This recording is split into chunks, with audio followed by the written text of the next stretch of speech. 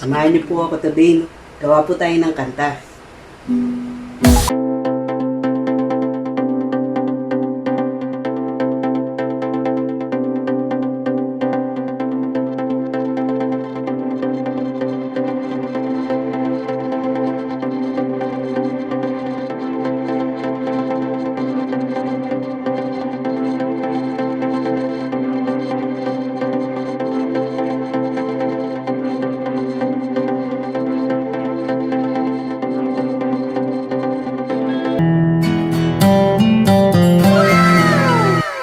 Hello mga ka-peeps! Wowie here!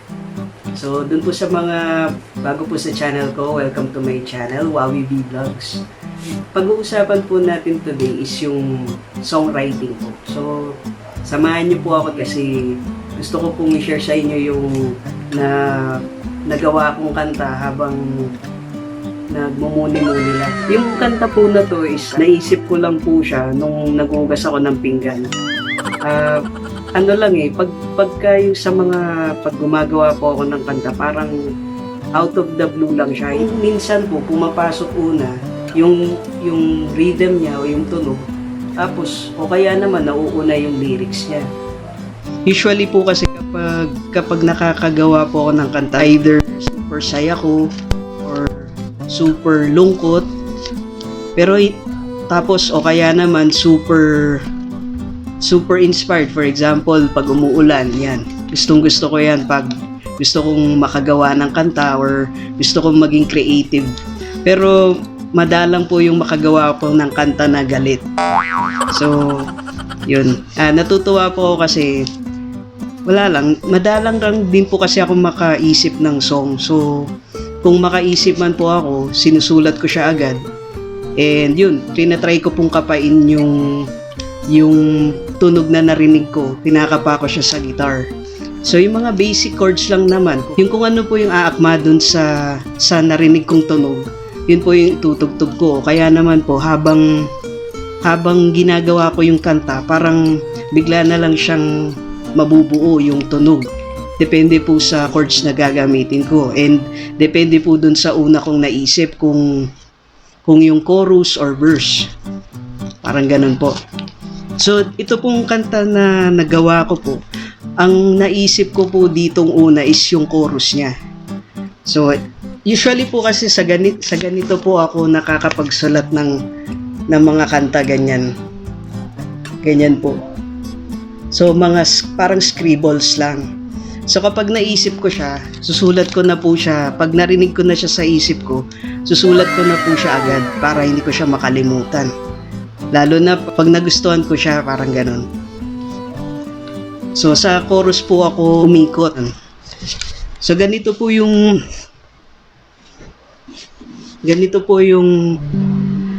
lyrics niya. Ito po yun. Lagi kang hahanap-hanapin ng puso ko dahil ikaw ang buhay nito. Lagi kang hahanap-hanapin ng puso ko at ito'y di na magbabago.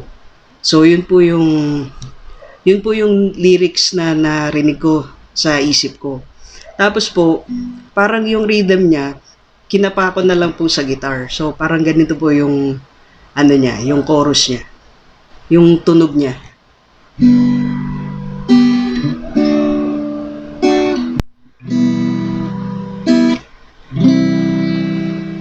Ganun po.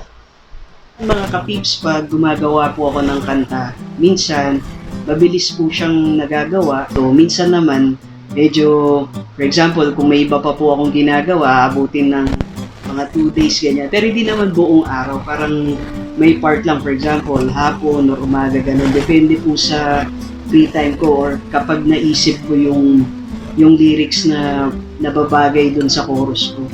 So, kung gusto nyo pong makabuo ng kanta, wag po silang mawawalan ng loob kasi hindi naman po siya, mas maganda po yung song na mabubuo nyo kung hindi po kayo pressured. Parang natural lang na mabubuo sa isip nyo at natural nyo lang din na yung mararamdaman na yun yung tamang lyrics at tunog para sa kanta na gusto nyo. So, para bago po tayo magsimula dun sa song, bago ko iparinig sa inyo yung chorus niya, ano po ba yung songwriting or ano ba yung paggawa ng kanta? Hindi naman po ako expert na musician or professional musician, pero yung sa pagbabasa ko kasi dati po kasi nung bata pa ako noon pa, mahilig na akong bumili ng mga song hits, ganun. Tapos minememorize ko yung mga lyrics ng kanta pag may paborito ako.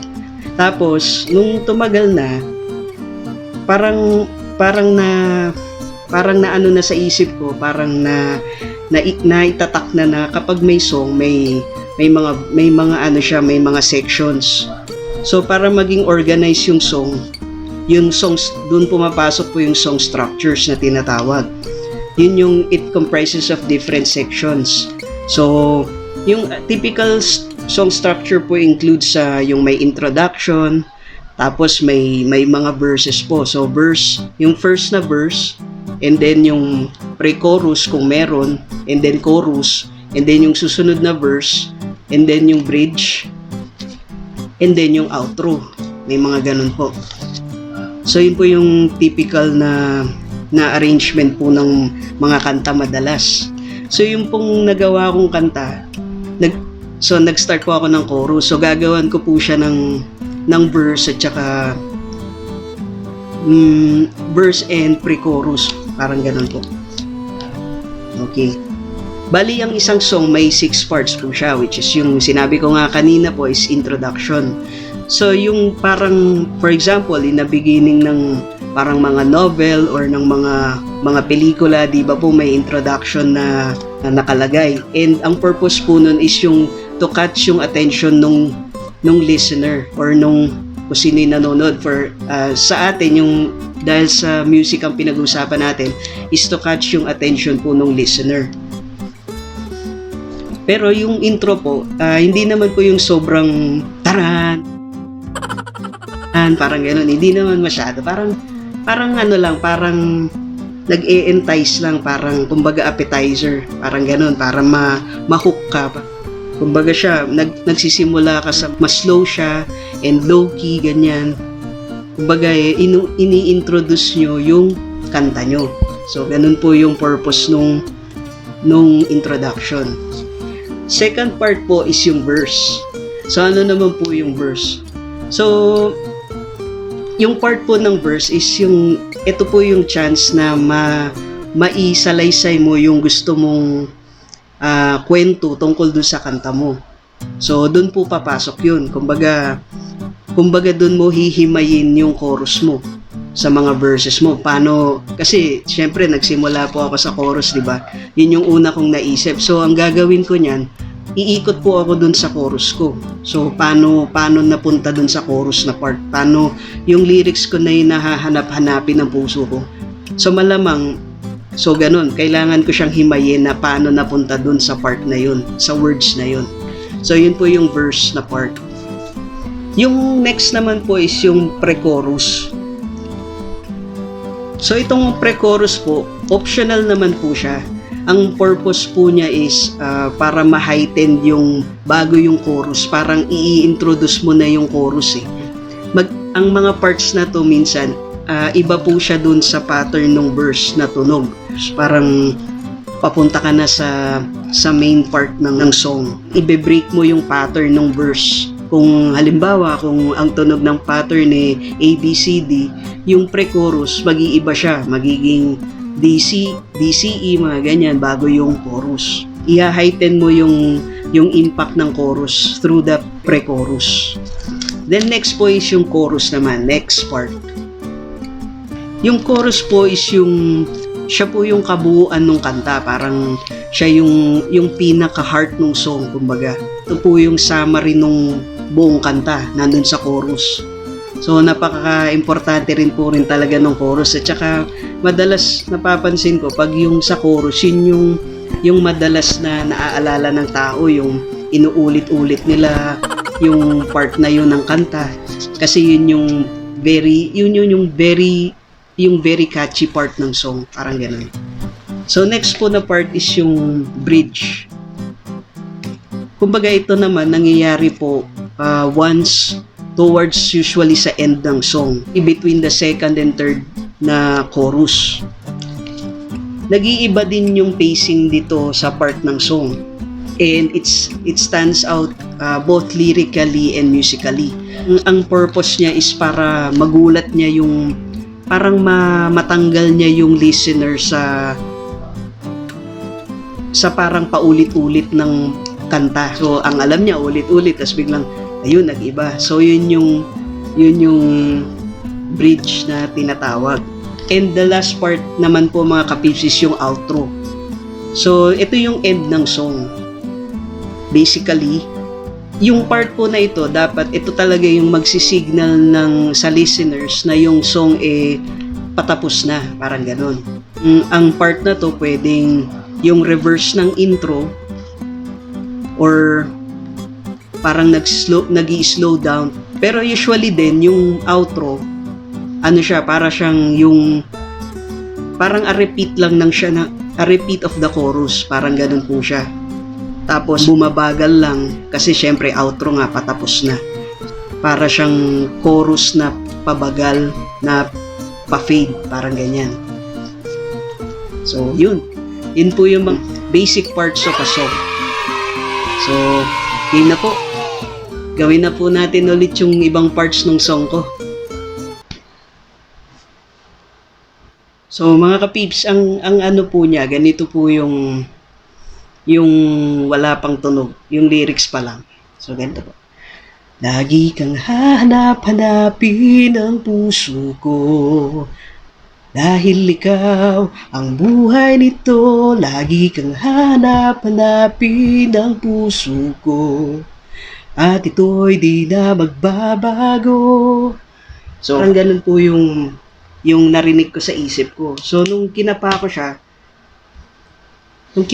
po siya, parang malapit yung boses ko sa tono niya, parang malapit sa G. Parang ganon. Parang ganito po. Kasi pangit naman kung mag-start ako sa D. Iba yung tono. So, lagi kang hahanap-hanapin. Lagi kang ito D po to. Lagi kang hanap. Wala po sa tono. So, kung C naman, lagi kang hanap, iba rin po, di ba? So nung kinapa ko sa G, lagi kang hanap-hanapin. So nagtugma po yung pagkanta ko dun sa chord na to. So dun ko po siya in-start. So kinapa ko na lang siya po ng dito. So ito na po siya. Lagi kang hanap-hanapin ng puso ko, dahil ikaw ang buhay nito. Parang ganun po. So, ito na po yung chords ko nun kasi kinapa ko na siya dyan.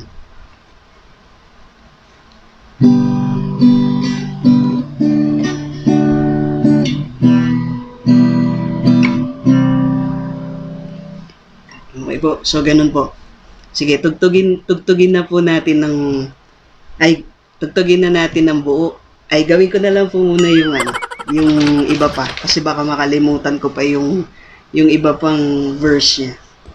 So, dito po, ang pinaggawa ko sa kanya, so, lagi kang hahanap-hanapin. So malamang, nagkakilala na kami. Nagkakilala na yung tungkol sa song. So, lagi kang hahanap-hanapin. So, dati na silang nagkakilala.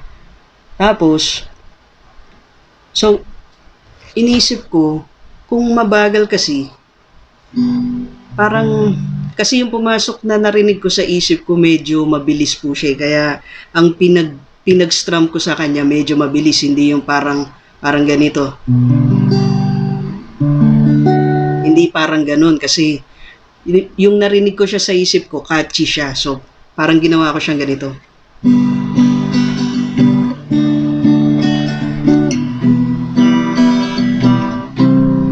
Parang ganun po. So, parang inikot ko siya sa chorus na magkakilala na sila. So, doon ko siya umpisahan po. Okay.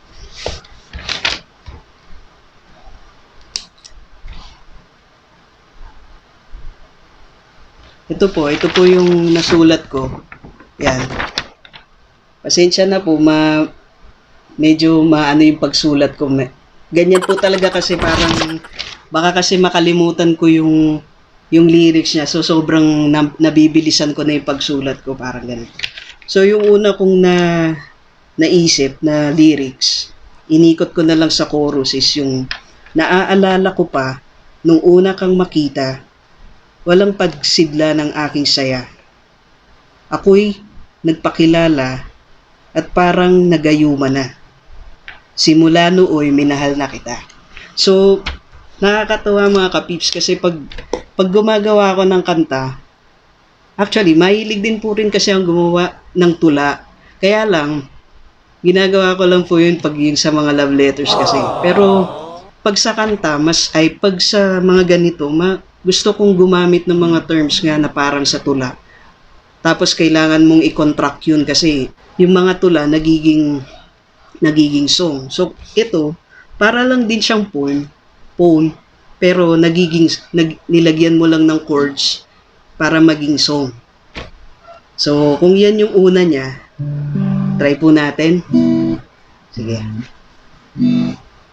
Intro na po muna tayo.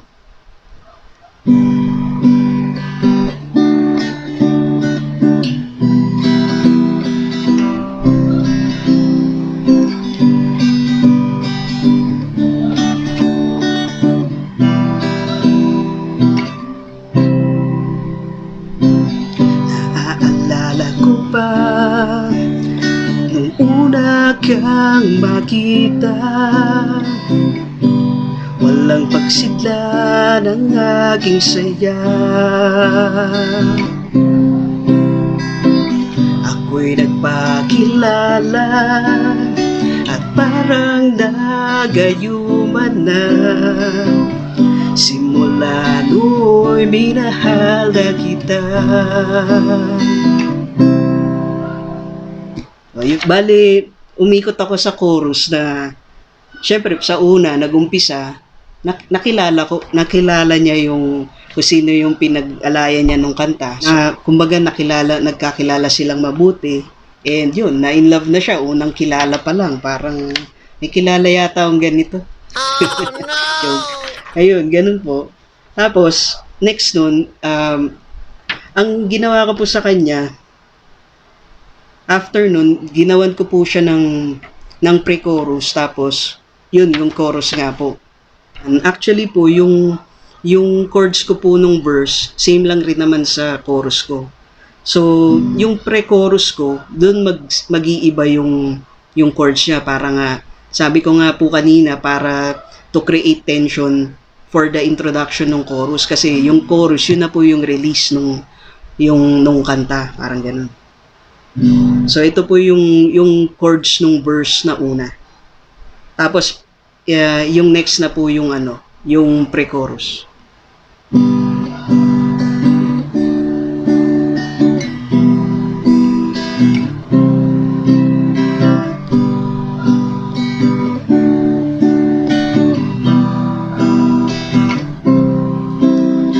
So ito na po yung pre-chorus.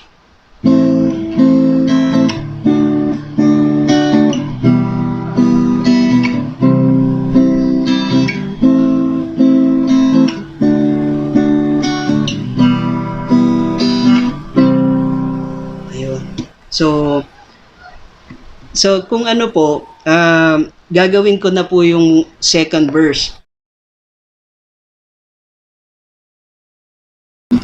Ulitin ko po yung chorus sa mga kapips.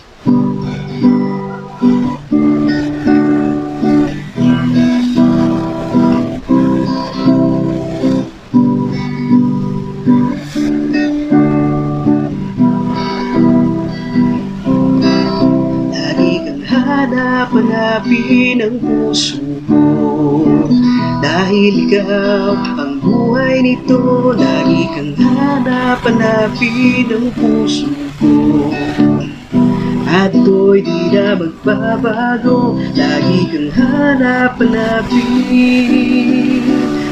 kang hanapin, lagi kang hanapin. Ikaw pa rin, ikaw pa rin.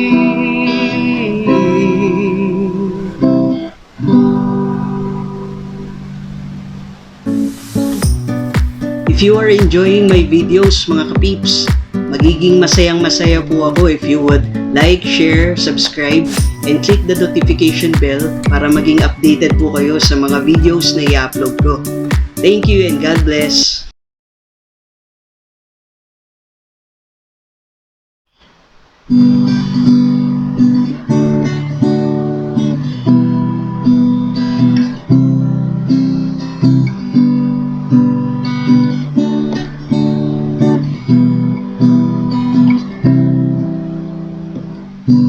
Naalala ko pa nung una kang makita,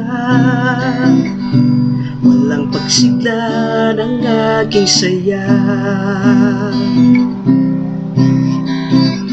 Ako'y nagpakilala at parang nagayuman na. Simula no'y minahal na kita. Na sanang magising kung ito man ay isang panaginip. Mga alaalang kasama kang laging nasa sa isip. Lagi kang hanap-hanapin ang puso ko, dahil ikaw ang buhay nito. Lagi kang hanap-hanapin ang puso ko, at ito'y di na magbabago. Lagi kang hanap-hanapin, lagi kang hanap-hanapin, lagi kang hanap-hanapin. Ikaw pa rin, ikaw pa rin. Naaalala mo ba nung maging tayo na, ang puso ko'y kumpleto na. Pero biglang-bigla, landas natin ay nagiba, patungo sa mga pangarap. Kahit saan man mapadpad, ay di na malilimutan. Ang mahalaga kahit minsan tayo ay nagkasama. Lagi kang hanap-hanapin ang puso ko, dahil ikaw ang buhay nito. Lagi kang hanap-hanapin ang puso ko, at ito'y di na magbabago. Lagi kang hanap-hanapin ang puso ko, dahil ikaw ang buhay nito. Lagi kang hanap-hanapin ang puso ko, at ito'y di na magbabago. Lagi kang hanap-hanapin, lagi kang hanap-hanapin, lagi kang hanap-hanapin. Ikaw pa rin, ikaw pa rin.